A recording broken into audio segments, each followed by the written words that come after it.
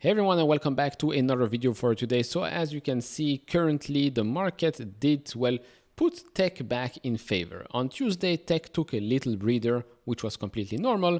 On Wednesday, tech is back in favor and value took a hit. So a company like United Health, for example, was down 5.7%. Company like OSCR, which we're going to talk about in this video, took a huge hit, down close to 20%, but there is a good reason for that. Well, there is an explanation for that. The reason for it to be down so much might have been an overreaction. So let's discuss all of it in this video. If you enjoy this type of videos, hit all the buttons, especially the subscribe one. We really appreciate that. If you want to support me even further, do check out the link down in the description and in the pinned comment to the top 10 best stocks to buy now, or go to fool.com/couchinvestor. Thank you very much. All right, so OSCR Health down 19.8%, back under $17, trading now at $16.40. Now has a market cap closer to $5 billion.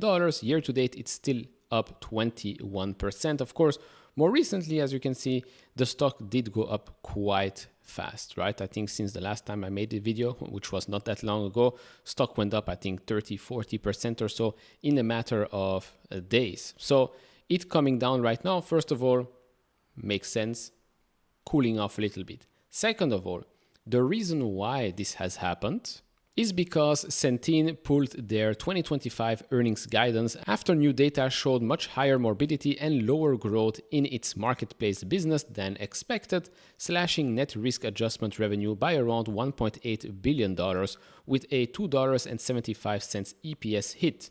Medicaid costs are also rising, especially in behavioral health, home health, and high-cost drugs in states like New York and Florida. Now, Medicaid here is not an OSCR Health issue, okay? Just so we're clear. Centene plans corrective pricing for 2026 and will share more in its Q2 results on July 25th, 4 days actually before United Health report their own quarterly figures, and will provide us with more color on their own outlook. And so what has happened with Centene stock? Well, about the same as with United Health. Stock in 1 day here dropped over 40%. And so yes, you might say, okay, they did the same thing as United Health, so they are down 40%, although with United Health there's a lot more to talk about, right? We've talked about that before. And so Centene is down 40%, United Health, the stock takes a hit as well. OSCR Health takes a hit because, well, they're all part of the same, let's say, basket. Although one could say that it is an overreaction. Another reason why the stock might have gone down more than maybe expected is this. So we've got a new comment here from a Barclays analyst rating underweight and a price target of $17. The analyst initiated underweight after years of investing in growth. OSCR and the new CEO laid out a compelling path to $2.25 earnings per share in 2027 at the company's June 2024 Investor Day, so over a year ago. The plan calls for a 500 basis points of margin expansion split between the medical loss ratio, 70 basis points, and SG&A, 400 to 500 basis points. Since then, several new policy risks have emerged beyond the expiration of enhanced subsidies, ACA here in this case, including integrity rules, CSR funding, and pharmacy tariffs, all of which put margin and growth targets at risk. Despite this, shares are up over 50% in June on speculative retail interest, creating asymmetric downside risk.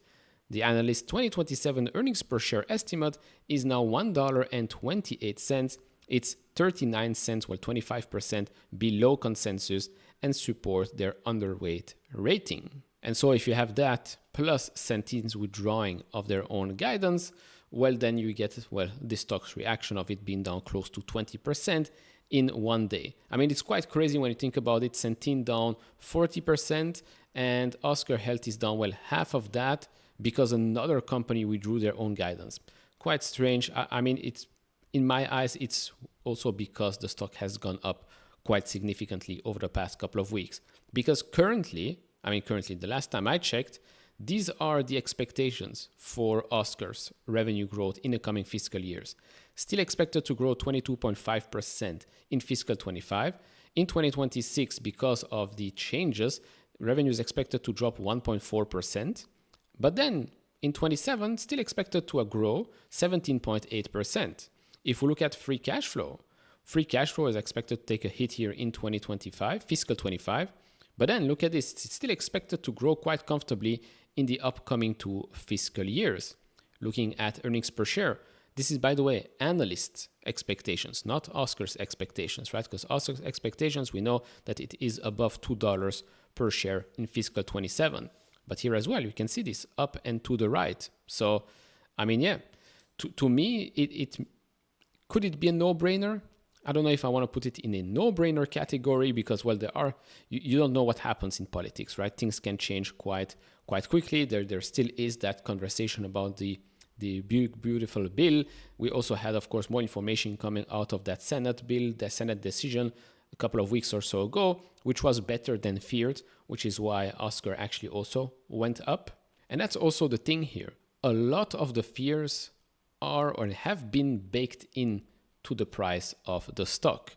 And I'll show you actually what management has said with regards to the changes to ACA or the potential changes. And of course, you can do it yourself on fiscal.ai. You go to the transcript here, custom summary, you ask it the question, and it comes back here with a nice little answer. So the CEO emphasized that while CMS proposed program integrity initiative targeting fraud, waste, and abuse are positive for the long-term sustainability of the market, which by the way are also very good for United Health, rules such as shortened enrollment windows could constrain Americans' ability to shop for plans.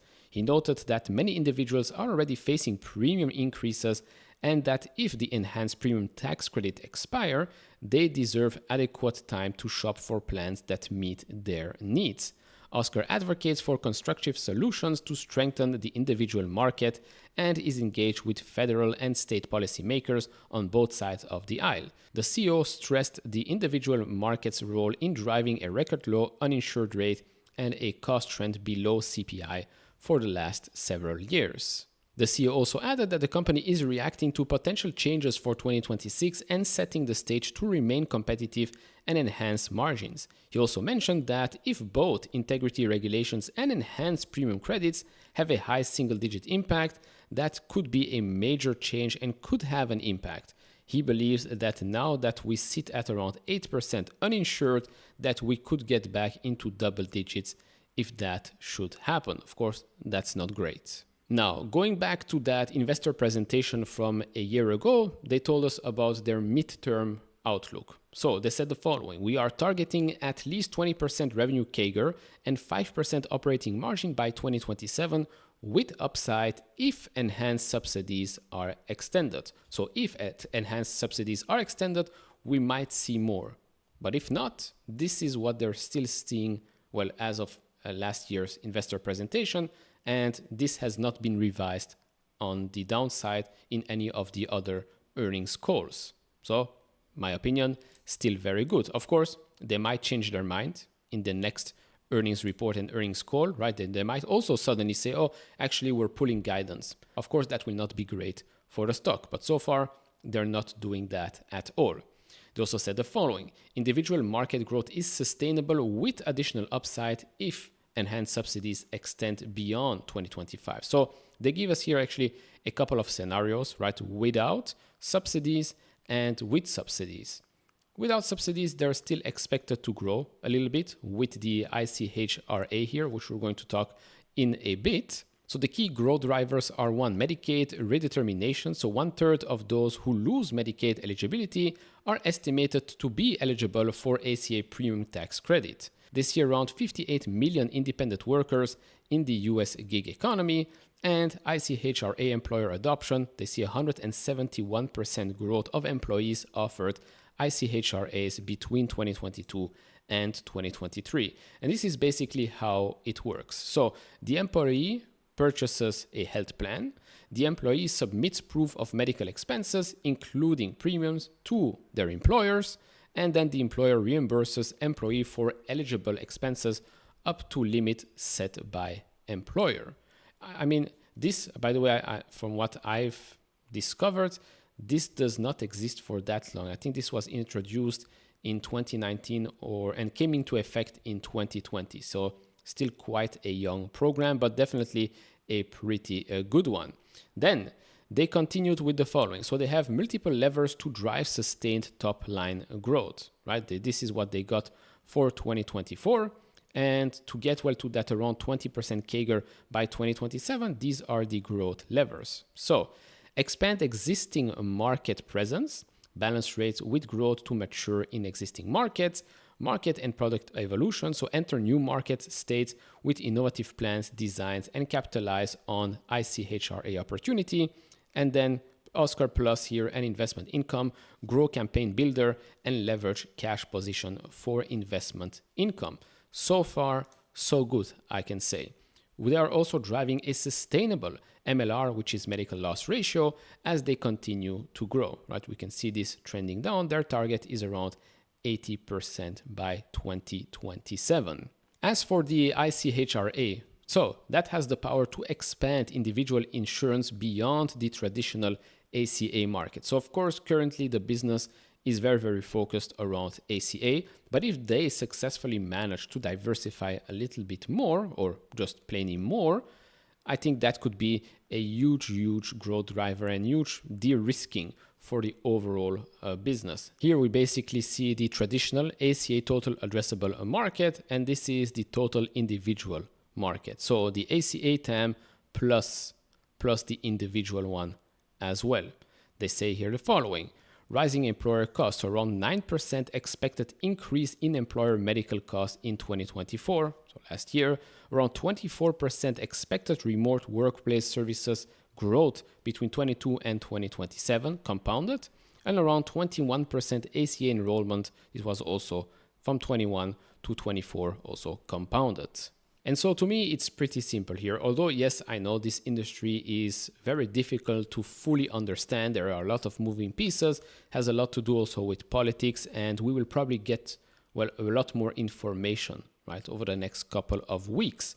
But one, the stock, as you can clearly see, the stock back here, Friday, June 13, jumped 65% in just 5 days. I mean, in just 3 trading days. And so is it so crazy to see it come back down a little bit? No, I don't think so. Plus, we're now back in an area, right? We're just above that 50-day moving average. We're back in an area where previously we consolidated a little bit. Could this be a good area to consolidate and then continue to make our way up? It could be, could definitely be. Of course, like I said, in July, we have United Health. Pretty big company, right, that will provide us with a lot more information. We have Centene that will provide us also with a lot more information. And then, yes, we will also have, I don't think that's in July, probably in August, we'll have OSCR Health's own earnings report and earnings call, where they will provide us with, of course, a lot more information, maybe some changes with guidance, maybe not, remains to be seen. But for me, yes, if you missed the huge run-up before and you didn't feel comfortable buying in the $20, like myself, then I think this is a gift from the market. Same with United Health, for example. United Health, of course, crashed. Then, it went under $250 or so, but then it stayed around $300 for quite a while. I'd say, yes, it did try to go above that 20-day moving average. We're now just below it. We had that nice green candle yesterday. We're now back below it. I still think this thing will just run up after we get more clarity from the management. And I mean, both companies, right? Both companies, OSCR Health and United Health, will generate more revenue than what the company is worth, right? Here with OSCR, revenue $10 billion, market cap around $5 billion. With United Health, I believe revenue was $410 billion or so, and the company is worth less than $300 billion. Of course, if there are major changes, then yes, revenue could get hit. But yeah, I mean, I'm not saying it's a no-brainer, but the risk-reward makes a lot of sense here, in my opinion. Of course, do share your thoughts down in the comment section below, like, subscribe, all of that, and I see you all in the next one. Bye-bye.